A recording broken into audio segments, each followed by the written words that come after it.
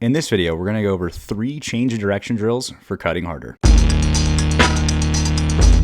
Number 1 is a line cone drill. As simple as this drill may seem, it's one of my favorite drills to not only work on change direction, but learning how to stay low and really cut hard. Set up 3 to 4 rows of cones, about 2 to 3 yards in length, with enough space to shuffle through them. Start at the back corner of the first row, then shuffle behind and across it. Once you're to the edge of the row, while staying low, you're going to stab your outside foot in the ground while picking up the inside foot slightly over the cones. At the apex of the cut, your outside leg should be at about a 45-degree angle.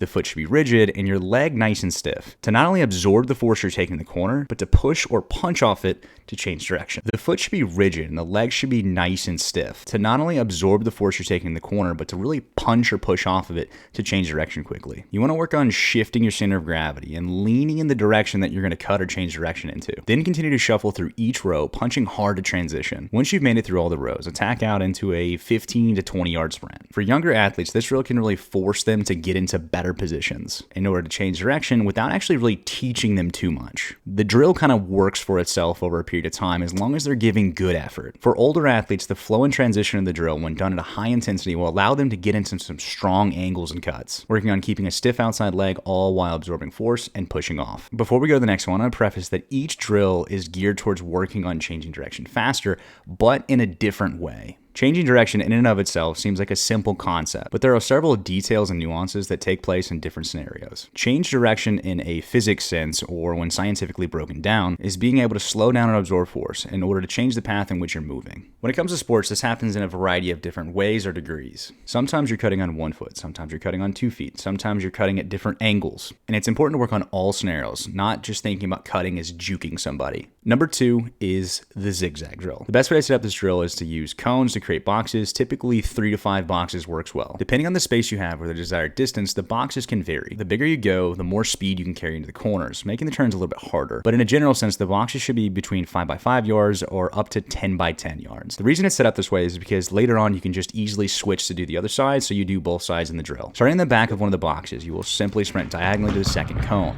breaking down and cutting around the cone and then sprinting to the next, creating a zigzag pattern. This drill in reference to the first drill is significantly different. Now that you're moving at a higher speed or with pace, you're going to have to actually break down your steps as you go into the turn. Then control the corner in order to sprint out to the next cone. Because the cones are pretty tight, some of the cueing here should be directed towards not only getting to the cone quickly, but making sure you break down fast and under control, and then re-accelerate out quickly. Small change of direction drills like this will work on athletes moving quicker in tighter spaces, which is really important for almost every single sport. Get to the cone quick, brakes on, and get out.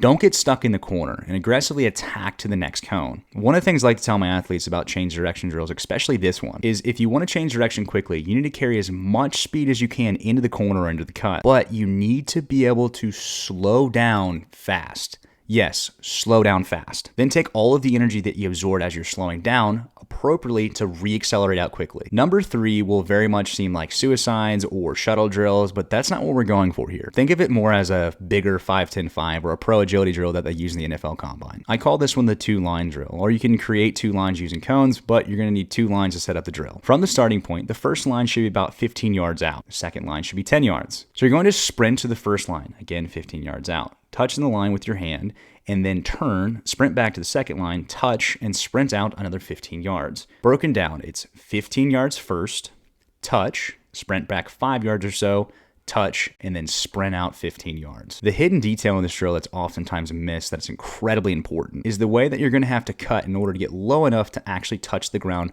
quickly, plus the hip turns that are also involved. And we're going to go over both of them. If you're looking to do this drill as fast as possible and really improving on your change of direction, being able to turn like this will speed up your absolute threshold of being able to dig in and really cut out faster. You see, each time I'm getting in the line, I have to slow down, really turn my hips, dig in, absorb all the force that I'm coming into the corner with, and then accelerate out with speed. Obviously, in a game, you're probably not going to have to do as extreme or exaggerated cut, but that's the point. If you can cut or change direction in this manner quickly, quickly by getting in the turn fast and getting out of the corner as quick as possible. Other less exaggerated forms of cutting will become way easier and you'll be able to do them significantly faster. Then one last thing you want to focus on is the directions in which you're turning your hip.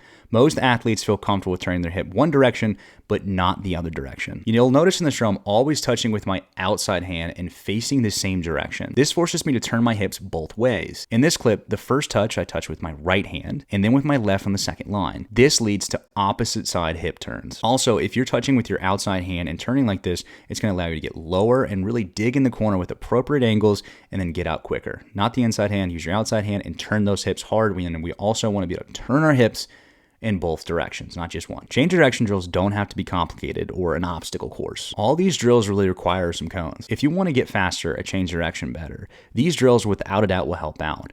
But unfortunately, there's not just one video or quick shortcuts in order to getting faster. There's other things that are needed. There's strength training, there's plyos, there's other performance concepts that are needed to really take you to the next level. That's where this channel comes in.